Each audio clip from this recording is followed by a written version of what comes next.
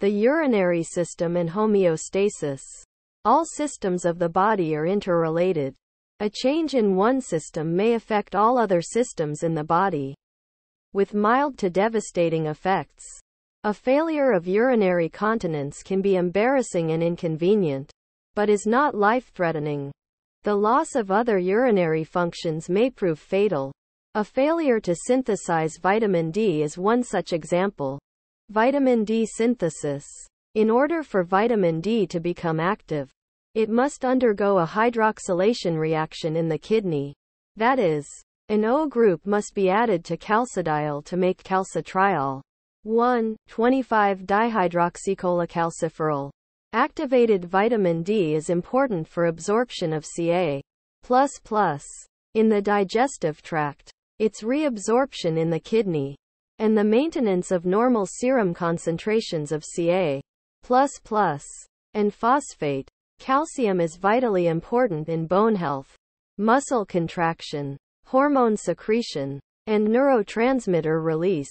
Inadequate Ca++ leads to disorders like osteoporosis and osteomalacia in adults and rickets in children. Deficits may also result in problems with cell proliferation, neuromuscular function, blood clotting, and the inflammatory response.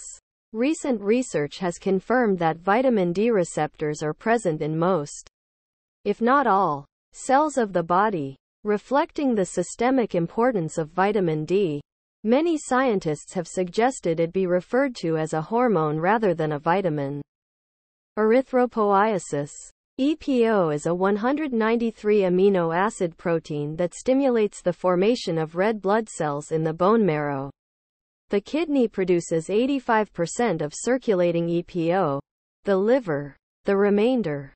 If you move to a higher altitude, the partial pressure of oxygen is lower, meaning there is less pressure to push oxygen across the alveolar membrane and into the red blood cell. One way the body compensates is to manufacture more red blood cells by increasing EPO production.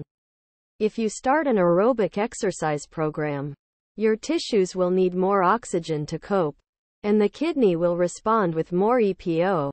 If erythrocytes are lost due to severe or prolonged bleeding, or underproduced due to disease or severe malnutrition, the kidneys come to the rescue by producing more EPO. Renal failure, loss of EPO production, is associated with anemia, which makes it difficult for the body to cope with increased oxygen demands or to supply oxygen adequately even under normal conditions. Anemia diminishes performance and can be life-threatening.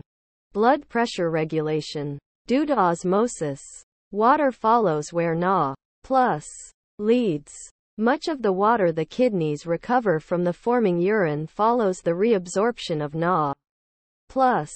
ADH stimulation of aquaporin channels allows for regulation of water recovery in the collecting ducts. Normally, all of the glucose is recovered, but loss of glucose control, diabetes mellitus, may result in an osmotic diuresis severe enough to produce severe dehydration and death.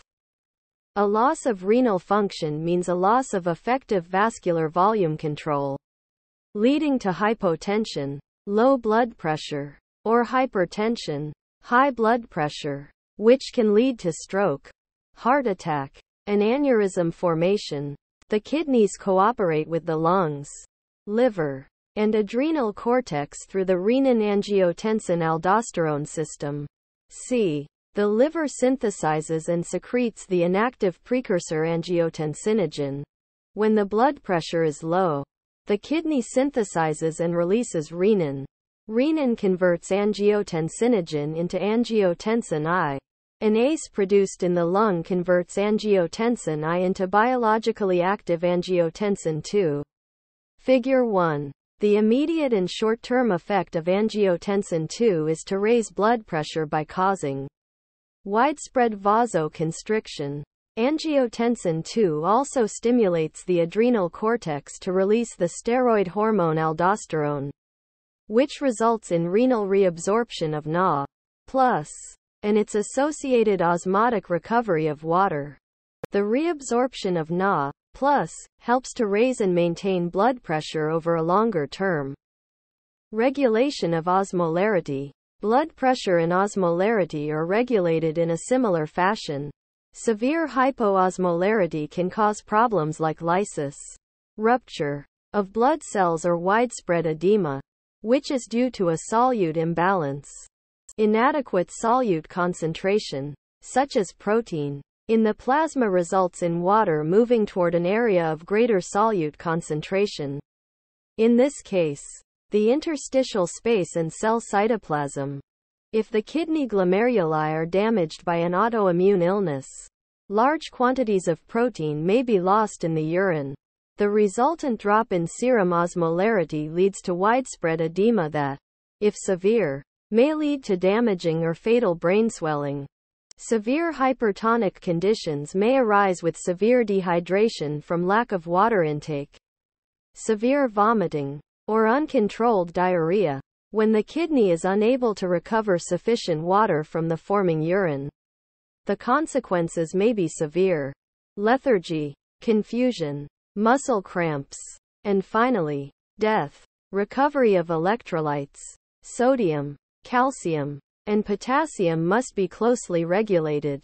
The role of Na plus and Ca plus homeostasis has been discussed at length. Failure of K plus regulation can have serious consequences on nerve conduction, skeletal muscle function, and most significantly, on cardiac muscle contraction and rhythm. pH regulation. Recall that enzymes lose their three-dimensional conformation and, therefore, their function if the pH is too acidic or basic.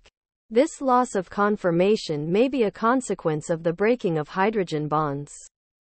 Move the pH away from the optimum for a specific enzyme and you may severely hamper its function. Throughout the body, including hormone binding, central nervous system signaling, or myocardial contraction, proper kidney function is essential for pH homeostasis. Everyday connection. Stem cells and repair of kidney damage. Stem cells are unspecialized cells that can reproduce themselves via cell division. Sometimes after years of inactivity. Under certain conditions, they may differentiate into tissue-specific or organ-specific cells with special functions.